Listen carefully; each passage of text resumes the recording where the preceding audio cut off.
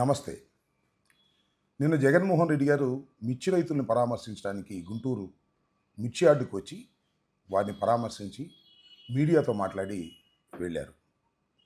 దీనికి అనుమతి లేదని ఎన్నికల కోడ్ ఉందనేటువంటి నెపంతో జెడ్+ సెక్యూరిటీని కూడా ప్రొవైడ్ చేయలేదు. చాలా ఒత్తిడికి గురయ్యాం.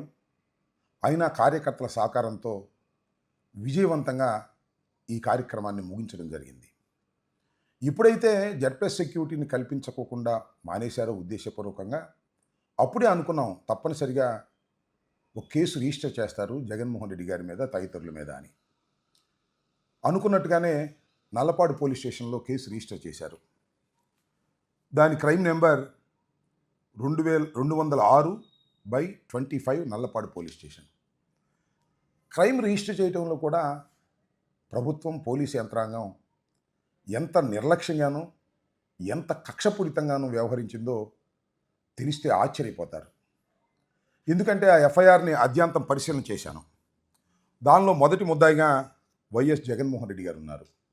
వారితో పాటు ఇంకా 8 మంది ముద్దాయిలు, మరికొందరు అనేటువంటి మాట వాడారు. అంటే భవిష్యత్తులో ఎంతమందినైనా పెట్టవచ్చుననేటువంటి ఉద్దేశంలో. దీనిలో చిత్రమైన విషయం ఏంటంటే, పేర్ని నాని ఎక్స్ మినిస్టర్ 9వ ముద్దాయిగా పెట్టారు. ఇదే కీలకమైన అంశం. ఎందుకు కీలకమైన అంశం ఉంటున్నానంటే, పేర్ని నాని గారు, ఎక్స్ మినిస్టర్ గారు, బందర్ మాజీ శాసనసభ్యులు అసలు నిన్న పర్యటన వైపే చూడలేదు. పర్యటన వైపు చూడకపోయినా పేర్ని నాని గారి మీద కక్షతో ఆయన పేరు పెట్టవలసిందే. కొన్ని పేర్లు స్టాండర్డ్గా ఉన్నాయి వాళ్ళ దగ్గర. లోకేష్ బాబు గారు ఏది డిక్టేట్ చేస్తే ఆ పేరుని వరుసని పెట్టేటటువంటి కార్యక్రమం. రఘురామ్ గారు, తలసి రఘురామ్ గారు, లేళ్ల అప్పిరెడ్డి గారు, మోదుగుల వేణుగోపాల్ రెడ్డి గారు, కొడాలి నాని గారు, అంబటి రాంబాబు గారు, మేయర్ శివనాగ మనోహర్ గారు, ఈ రకంగా పేర్లు పెట్టుకుంటూ వచ్చారు.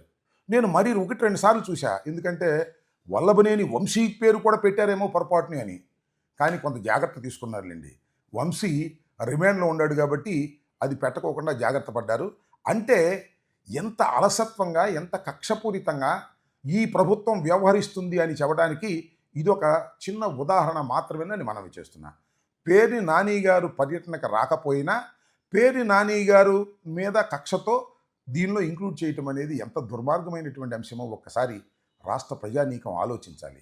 ఇది పోలీసుల అసమర్థత, ప్రభుత్వానికి పోలీసులు చేస్తున్నటువంటి ఊడిగంగా నేను అభివర్ణించదలుచుకున్నాను, ఆరోపించదలుచుకున్నాను. ఇంకొక విషయాన్ని కూడా ఇక్కడ చెప్పాలి. పాపం రాత్రి తండ్రి కొడుకులు ఇద్దరు కూడా నిద్రపోయి ఉండరు. ఎందుకంటే జగన్మోహన్ రెడ్డి గారికి మనం సెక్యూరిటీ కల్పించకపోయినా జగన్మోహన్ రెడ్డి గారు పర్యటనను విజయవంతంగా ముగించుకొని ఏ ప్రమాదము లేకోకుండా తాడేపల్లి గృహానికి చేరాడు. ఈ వార్త వారికి కర్ణ కఠోరంగా ఉంటుంది, చాలా బాధ కలుగుతుంది. ఎందుకంటే సెక్యూరిటీ కల్పించకపోతే ఏదో ఒక ప్రమాదం జరుగుతుందనేది వారి అభిప్రాయం. ఏ ప్రమాదం జరగకోకుండా సురక్షితంగా మాజీ ముఖ్యమంత్రిగా జగన్మోహన్ రెడ్డి గారు ఇంటికి చేరారు. దాంతో విపరీతమైనటువంటి బాధపడి ఉంటారు. దీంతోపాటు మరొక అంశం ఉంది. ఇన్ని వ్యవహారాలు, ఇన్ని సెక్యూరిటీలు, అంటే ఇంత పెద్ద ఎత్తున మేము చర్యలు తీసుకున్నాము.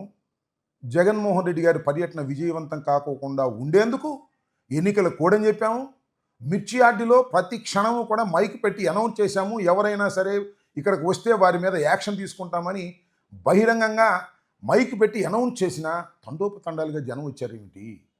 ఎందుకు ఈ జనం అంతా వస్తున్నారు అంటే ప్రభుత్వం మీద వ్యతిరేకత పెరిగిపోతుంది. జగన్మోహన్ రెడ్డి గారి కాలంలోనే ప్రజలు సురక్షితంగా చక్కగా ఉన్నారు అనేటువంటి భావన ప్రజలు గమనిస్తున్నారు అనేటువంటి బాధ వారికి చేరుంటుంది. దాంతోపాటు ఇంకో మాట కూడా అంటున్నారు. మిర్చి యార్డులో ఉన్నటువంటి సెక్రటరీని కనీసం పర్మిషన్ కూడా అడగలేదని. చాలా పొరపాటుని మనవి చేస్తున్నా. మిర్చి యార్డులో ఉన్నటువంటి సెక్రటరీ గారిని నేను స్వయంగా ఫోన్ చేసి వారితో చెప్పాను, అమ్మ రేపు 9:30, 10:30 మధ్యకాలంలో మేము వస్తామని, జగన్మోహన్ రెడ్డి గారి పాటుతో మేము అందరం వచ్చి రైతుల్ని పరామర్శించి వెళతామని చెప్పాం. చెబితే వారేమో రావడానికి వీల్లేదనలేదు, కోడ్ ఉందని కూడా చెప్పలేదు, అని చెప్పలేదు. మేము తెలియపరిచాం. పర్మిషన్ కావాలంటే ఏం చేయాలి నాకు అర్థం కాలేదు. ఇలా తప్పుడు ప్రచారం చేస్తున్నారు. ఆ మిర్చి యార్డులో ఉన్నటువంటి సెక్రటరీ గారు ఇక్కడ విజిలెన్స్ ఎస్పీ గారి సతీమణి అంట. అంతేకాకుండా దువ్వూరి రామారావు గారని మనకి మున్సిపల్ ఇక్కడ కార్పొరేషన్ కమిషనర్గా చేశారు. ఇప్పుడు ఎమ్మెల్సీగా తెలుగుదేశంలో ఉన్నారు. వారి కొడుకు, అల్లుడు. మరి ఇద్దరు కూడా చాలా ఫోకల్ పోస్ట్‌లో ఉన్నారు భార్యాభర్తలు ఒకే జిల్లాలో. ఇది కొంత అభ్యంతరకరమైన అంశం అనుకోండి. అది వేరే అంశం. దాని జోలికి నేను ఇప్పుడు వెళ్ళడం లేదు గానీ, మిర్చి యార్డ్‌లో ఉన్న సెక్రటరీ గారికి ఇన్ఫర్మేషన్ ఇచ్చాము.